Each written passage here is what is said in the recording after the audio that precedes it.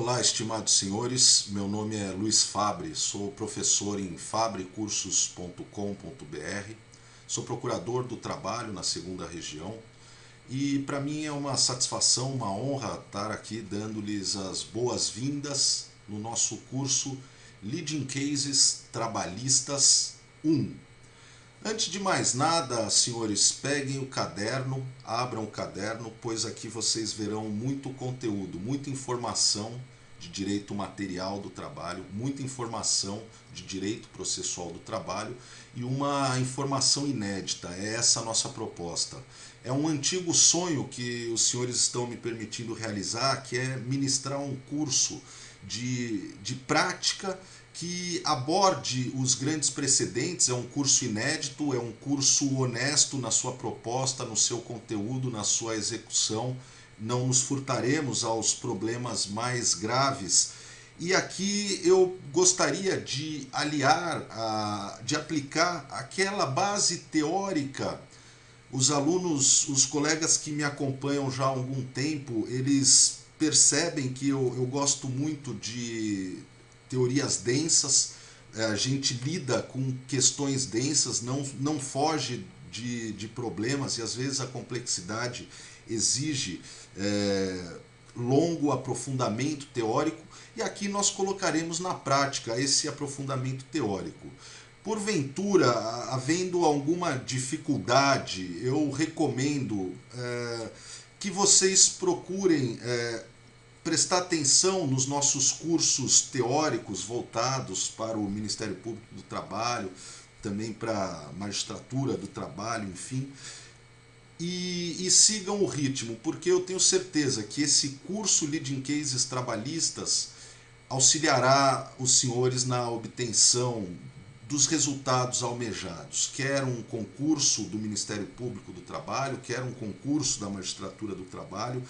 Tem um enviesamento que é muito útil para quem advoga e também, essa é uma peculiaridade, é um curso que interessa muito a estudantes. Quem está fazendo pós-graduação, por exemplo, verá que cada uma das aulas, cada uma dos cases, dos casos que analisaremos, empolga por si só uma tese de doutorado, uma dissertação de mestrado. Tal é a profundidade da problemática e tal é o impacto definitivo que esses casos tiveram na forja do nosso direito do trabalho contemporâneo. Permita-me aqui passar para o nosso primeiro slide, e esse slide ele busca situá-los nesse nosso curso. Estou aqui gravando para os senhores em novembro de 2013, as gravações irão de novembro a dezembro de 2013. Nós selecionamos aqui 4 grandes casos, 4 casos enormes que demandarão diversas aulas, né? E ao final nós traremos uma aula teórica, uma aula sobre a jurisprudência nas fontes do direito, uma aula abordando a doutrina dos precedentes judiciais, a diferença entre a tradição romanística e a tradição da common law, né? Então teremos ao final, no encerramento desse ciclo, desse nosso curso Leading Cases Trabalhistas 1, uma aula estritamente teórica. Tirante essa aula, todas as aulas serão extremamente práticas e por isso particularmente vibrantes.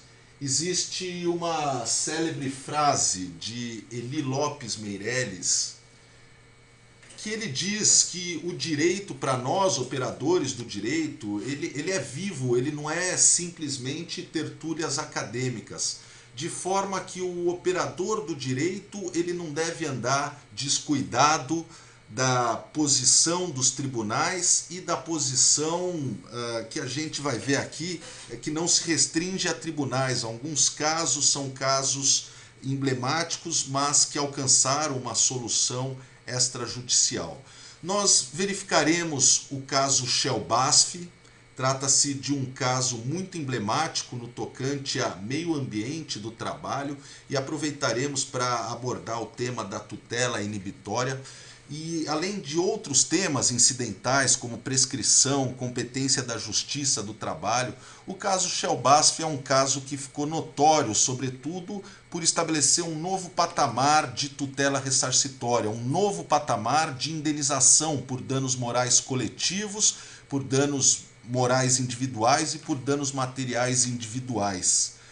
E com um alcance muito significativo. Nós trataremos disso a fundo, o número de trabalhadores beneficiados, tudo isso será tratado nas aulas sobre o caso Shell BASF. Falaremos sobre o caso Zara, que é um caso que é emblemático no estabelecimento de paradigmas do trabalho escravo contemporâneo, notoriamente do trabalho escravo de estrangeiros, em que ocorreu aqui uma transição de paradigma, chamemos assim, uma passagem do antigo paradigma do artigo 359 da CLT para o paradigma do non-refoulement. Nós falaremos o que é isso, e vocês verão também que é um caso muito interessante para fixação de teorias sobre responsabilidade trabalhista no contexto de cadeias produtivas. Falando ainda sobre trabalho escravo, mas com um enfoque na escravidão de migrantes provenientes do sertão nordestino, nós falaremos do caso OAS, um caso que é fantástico quanto aos seus resultados e quanto à sua velocidade, sua efetividade. É um caso que em aproximadamente 2 meses entre a denúncia, o início da investigação e o seu deslinde, o seu desfecho, nós obtivemos, a sociedade conseguiu obter uma recuperação de um dano moral coletivo na casa dos 12 milhões e meio, bastante significativo para plasmar a noção de teoria da cegueira deliberada, de teoria da responsabilidade trabalhista e também a ideia de certidão declaratória de transporte de trabalhadores e outros institutos que usualmente não são abordados naqueles manuais de direito do trabalho que costumamos tomar por referência. Falaremos sobre um caso bastante significativo, que é o caso Arcos Dourados. Eu digo significativo porque ele dobra uma potência econômica mundial que perpetuava uma postura absolutamente ilícita e abusiva. E essa postura é uma postura mundial da bandeira McDonald's, a forma como eles tratam das jornadas de trabalho de seus funcionários. E, inclusive, o próximo passo é a busca por uma internacionalização da solução que foi obtida no direito brasileiro. E depois, conforme dito, teremos uma aula teórica explicando o papel da jurisprudência nas fontes do direito, etc. E esse é um curso que, acredito, não termine por aqui. Teremos cursos Leading Cases Trabalhistas 2, 3, 4 e entre nossas metas futuras nós gostaríamos de abordar os casos envolvendo Ministério Público do Trabalho e frigoríficos, que são extremamente importantes para debater ergonomia, as principais causas contemporâneas de deferimento do auxílio-doença acidentário. Os principais acidentes de trabalho contemporâneo têm a ver com ergonomia e ocorrem precisamente no setor de frigoríficos, tanto de aves e frangos, quanto de aves, de suínos, de bovinos, etc. Também gostaria de falar sobre um caso que envolve a Lopes. A Lopes é uma grande corretora imobiliária brasileira e é um caso que envolve fraude ao vínculo de emprego. Gostaria, em projetos futuros, de falar sobre os casos das fumageiras, que são casos muito graves que envolvem até mesmo trabalho infantil, mescla questões laboroambientais com questões de trabalho infantil na cadeia produtiva do fumo. Falaremos sobre o caso Usina Santa Fé, se Deus quiser, nos nossos cursos futuro, é um caso muito significativo quando o Tribunal Regional do Trabalho da 15ª Região chancela, proíbe o sistema remuneratório, chancela a tese do Ministério Público do Trabalho e proíbe o sistema remuneratório do cortador de cana por tonelada, entre outras diversas atuações emblemáticas das instituições justrabalhistas. Então a gente tem aqui essa proposta e cumpre ressaltar finalmente, para encerrar essa parte introdutória, que a nossa proposta é que nossas videoaulas tenham duração de 20 minutos para não ficar muito pesado, para haver um tempo para um respiro, uma reflexão, uma pausa. Então a gente vai ter aqui vários bloquinhos de 20 minutos falando sobre Shell BASF, vários bloquinhos falando sobre Zara e assim por diante. Então vamos logo começar com nossa primeira aula, nosso primeiro caso, o caso Shell BASF. Vou passar para os senhores aqui uma ficha técnica. A gente precisa se situar, não é mesmo? O caso Shell BASF, ele é autuado com o número de processo 22.200-28.27.5.15.0126. Então é um caso que, se vocês buscarem na internet, encontrarão por esse número. Essa é uma ação em que foi ajuizada numa petição conjunta, coassinada, entre Ministério Público do Trabalho, por meio da Procuradoria Regional do Trabalho da 15ª Região, com sede em Campinas, juntamente com a Associação de Combate aos POPs, a ACPO. POP é uma sigla que identifica poluentes orgânicos persistentes. Então trata-se aqui de uma atuação conjunta, de uma petição inicial assinada pelo Ministério Público do Trabalho em litisconsórcio com a Associação de Combate aos Poluentes Orgânicos Persistentes. É uma ONG que divulga informação, busca conscientização. Cá entre nós, o trabalho forte mesmo foi dessa procuradora do trabalho, Clarissa Ribeiro esse é um sobrenome bem difícil, Clarissa Ribeiro Chineschek. Ela é procuradora em Campinas, na 15ª Região, e a grande autora dessa petição inicial de 205 laudas, que foi protocolada, foi terminada, foi ultimada em 5 de março de 2007 e co-subscrita pelo advogado Dr. Fabrício Luiz Sinício, na condição de litisconsorte, de advogado do litisconsorte, da litisconsorte Associação de Combate aos POPs, a CPO. E no polo passivo tivemos a Shell Brasil SA e a BASF SA. A ação tramitou perante o juízo da 2ª Vara do Trabalho de Paulínia, uma cidade de São Paulo, uma cidade na esfera de atuação da 15ª Região, e tivemos aqui algumas intercorrências no curso do processo que são interessantes para a gente se situar. A ação civil pública em questão, essa ação de número 22.200, ela é uma ação de índole, é uma ação que visa a tutela de interesses que poderíamos claramente enquadrar como interesses difusos e interesses coletivos em sentido estrito. Paralelamente a isso, o Sindicato dos Trabalhadores nas indústrias dos ramos químicos, farmacêuticos, abrasivos, plásticos e similares de Campinas e região, conjuntamente com a Associação dos Trabalhadores Expostos a Substâncias Químicas, a ATESC, esses dois entes, essas duas pessoas jurídicas possuem entre seus advogados o Dr. Mauro Menezes, que é figura carimbada nas bancas examinadoras do Ministério Público do Trabalho, entre os outros advogados, o doutor Mauro Menezes participou desses casos, e esse sindicato dos trabalhadores, juntamente com a Associação dos Trabalhadores Expostos a Substâncias Químicas, manejaram uma ação coletiva. O que é isso? Manejaram uma ação que foi tombada sob o número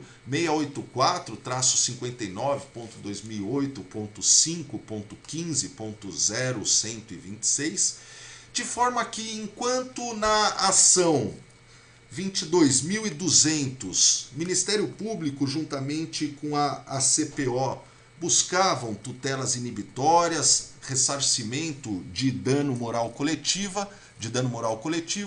Aqui nessa ação coletiva, que foi articulada previamente, buscava-se a reparação de danos individuais homogêneos, tanto danos materiais como danos morais individuais, sofridos pelos trabalhadores. Então, tutela-se aqui, eu falei dano moral, danos individuais homogêneos, não, besteira isso, esqueçam, eu quis dizer que na ação 684, o sindicato e a associação buscavam a tutela de interesses individuais homogêneos, de direitos individuais homogêneos, veiculando pretensão ressarcitória por danos individuais, tanto materiais quanto coletivos. E esse processo articulado foi uma ação articulada, e isso se deve não só à valorização do papel do sindicato, mas também em razão da maior facilidade. O sindicato ele tem mais condições de fazer esse trabalho de campo,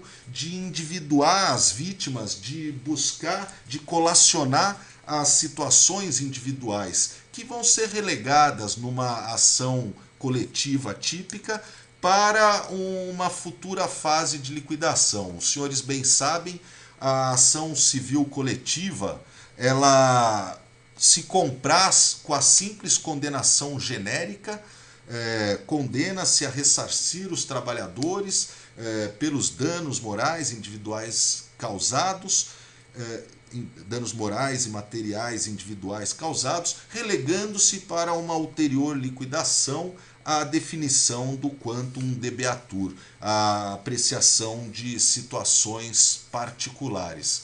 E esse processo foi apensado. Então, uma mesma sentença acabou julgando tanto a ação civil pública 22.200 como a ação civil coletiva 684 de 2008. E daí aqui a gente tem até uma questão interessante. Uma colega me indagou, a colega Flávia Alita, ela me perguntou: professor, quando houver processos apensados, quando houver conexão, pertinência, processos apensados, é necessário fazer 2 recursos? Aqui é um caso que diz que não, pela racionalidade, por tudo mais, é possível fazer um único recurso abrangendo, afinal é uma única sentença. E veja só que interessante, esse é um caso tão complexo que envolve petições muito volumosas, com centenas de páginas, que inclusive o magistrado consignou, a juíza consignou. Restou consignado pelo órgão monocrático que tão somente o primeiro autor, ou seja, o Ministério Público do Trabalho, apresentará manifestações, inclusive para permitir o bom e célere andamento do feito, na medida em que os argumentos acabavam se repetindo. Então, numa atuação articulada, cumpria, o Ministério Público do Trabalho acabou assumindo a incumbência de falar, de ser o único peticionário nessa ação. Não obstante, em nome da busca por um maior envolvimento, por vezes assinava peças com outras entidades, com os outros litisconsortes aqui. E a gente tem aqui, portanto, uma juíza muito ciosa, muito cônscia da importância de um processo célere, efetivo, da razoável duração do processo e nos moldes da CLT, nos moldes de seu poder de polícia do processo, adotou medidas que, dentro da razoabilidade, que contribuíssem para essa maior celeridade. E também aqui eu devo destacar que vocês vão, quem pesquisar, e temos esse material todo, todas essas peças estão na nossa biblioteca virtual, mas vocês verão que a inicial é contra Shell do Brasil Limitada e contra a BASF SA, e no entanto o acordo final que foi travado perante o TST envolve a Raízen Combustíveis SA e a BASF SA. A Raízen Combustíveis SA é uma empresa brasileira que adquiriu a Shell Brasil Limitada. Essa é uma empresa brasileira do ramo de energia. A palavra Raízen ela é uma mescla de raiz com energia e se trata aqui de uma joint venture, de uma parceria entre as gigantes Cosan e Shell. Então a gente tem aqui essas intercorrências, vamos fazer aqui uma breve pausa. Na sequência, nós já retomamos descrevendo o caso, descrevendo os fatos. Até breve, pessoal.